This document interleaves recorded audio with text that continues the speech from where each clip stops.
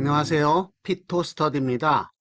유체역학 37번 강의입니다. 이번 강의에서는 회전 포텐셜을 공부하겠습니다. 화면의 오른쪽에 액시얼 컴프레서가 있는데요. 출처는 위키피디아 퍼블릭 도메인입니다. 왼쪽에는 원심 펌프를 심플하게 나타냈는데요. 이번 강의에서 원심 펌프의 원리를 회전 포텐셜을 이용해서 설명하겠습니다. 그리고 회전 포텐셜을 유도하는 과정을 공부하겠습니다. 극속도 오메가인 회전 좌표계에서 베로니케이션인데요. 회전 포텐셜을 포함하는 경우에는 속도 벡터는 반드시 회전 좌표계에서 측정해야 합니다.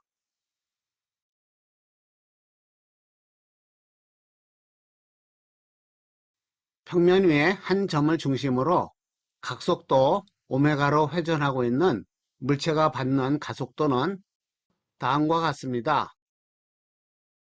지구의 중력 가속도는 9.8 정도인데요. 지구의 자전에 의한 구신 가속도는 얼마나 될까요? 가속도는 생각보다 크지 않습니다. 그렇다면 지구 자전이 중력 가속도가 되려면 얼마나 빨리 돌아야 될까요? 하루를 84분으로 계산하면요. 대략 중력 가속도가 됩니다. 화면에 보인 원심 펌프가 돌아가는 속도는 1초에 1라디안입니다. 만약에 반지름이 10cm라면요. 구신 가속도는 0.1이 됩니다. 그런데 같은 반지름에 30배 빨리 회전하면요. 중력 가속도의 10배 정도가 됩니다. 상당히 큰 힘을 받게 됩니다. 그렇다면 구신 가속도에 의한 에너지 변화를 보겠습니다. 반지름 R인 위치에서 Dr만큼 반지름이 증가할 때 필요한 에너지입니다. 반지름의 증가량이고요. 힘을 곱해서 에너지를 구할 수 있습니다. 부호가 마이너스가 되는데요. 이것은 질량을 중심으로 이동시키는데 에너지가 필요하고요.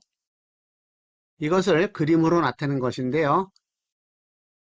중심이 포텐셜이 가장 높은 곳이고요. 마치 산 꼭대기와 같습니다. 포텐셜이 큰 곳에서 낮은 곳으로 옮겨갈 때 에너지를 바깥으로 내놓습니다. 따라서 회전 운동 에너지를요. 회전 포텐셜로 생각할 수 있습니다. 중력에 의한 위치 포텐셜과 동일한 의미입니다.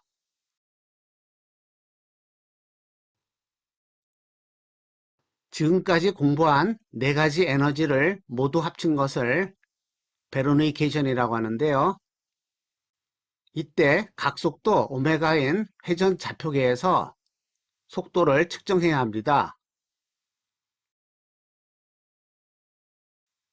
정지한 관성 좌표계에서 잠자고 있는 고양이는 총 에너지는 제로입니다. 그런데 회전 좌표계에서는 고양이가 반시계 방향으로 V의 속도로 이동하고 있고요. 그리고 회전 포텐셜도 가집니다. 적분해 보면요. 움직이는 속도는 오메가 R이고요. 회전 포텐셜은 오메가 제곱 R 제곱입니다. 두 식을 더하면 총 에너지는 제로입니다. 다시 말해서 잠자고 있는 고양이는 정지한 관성 좌표계에서 에너지가 제로이고요. 각속도 오메가로 회전하는 좌표계에서도 총 에너지는 제로입니다. 물리적으로 타당한 결과가 나옵니다. 왜냐하면 회전 포텐셜을 고려했기 때문입니다. 이번에는 정지한 관성 좌표계에서 회전하고 있는 꿀벌입니다. 운동 에너지가 있고요. 이것을 회전하는 좌표계에서 보면요. 꿀벌은 정지 상태입니다. 따라서 운동 에너지는 제로이고요. 그러나 회전 포텐셜을 가집니다. 총 에너지에 대입을 하면요. 운동 에너지는 제로이고 회전 포텐셜이 존재합니다. 부호는 반대지만 그 크기는 동일합니다. 따라서 정지한 관성 좌표계와 각속도 오메가로 회전하는 좌표계에는 시각의 차이이고 물리량에는 변화가 없습니다. 회전 포텐셜의 개념으로부터 원심 펌프의 원리를 이해해 볼까요? 원심 펌프는 회전 포텐셜을 유체의 운동 에너지로 바꾸는 것인데요. 높은 곳에 위치한 물체가 아래로 떨어지면서 위치 에너지가 운동 에너지로 바뀌는 것과 똑같이 원심 펌프에서는 중심 쪽에서 유체가 공급됩니다. 중심이 가장 높은 위치 에너지이므로 바깥으로 나가면서 운동 에너지로 바뀌게 됩니다.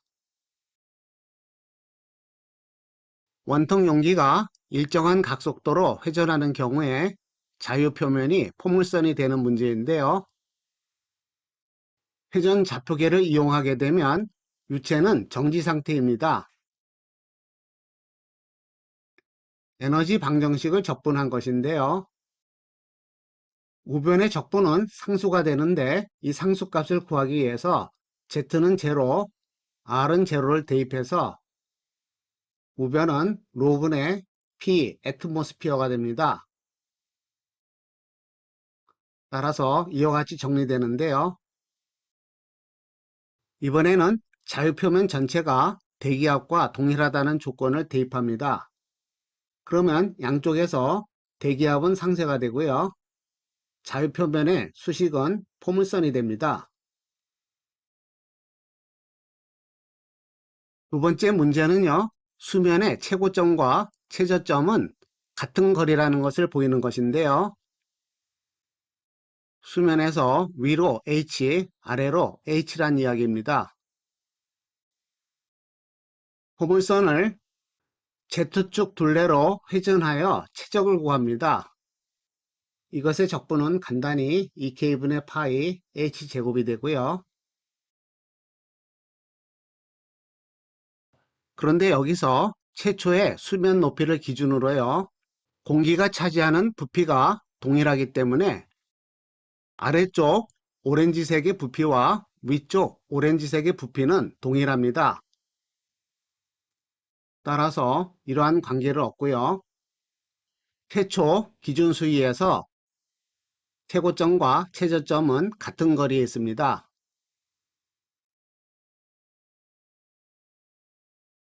이번에는 유체가 2층으로 놓여 있는 경우입니다.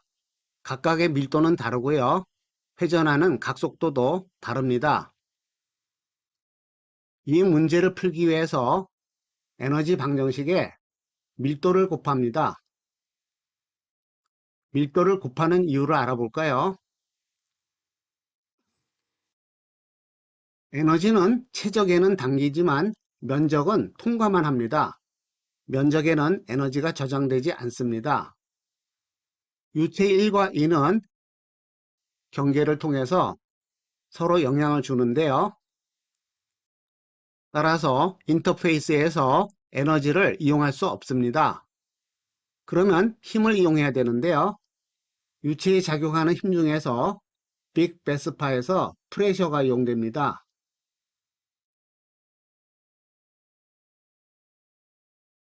따라서 1번식에서 밀도를 곱해서 2번식을 이용하는데요.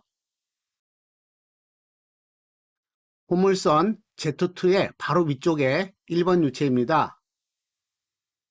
당연히 압력은 P1이고요. 밀도도 로우 1입니다. 각속도도 오메가 1이고요.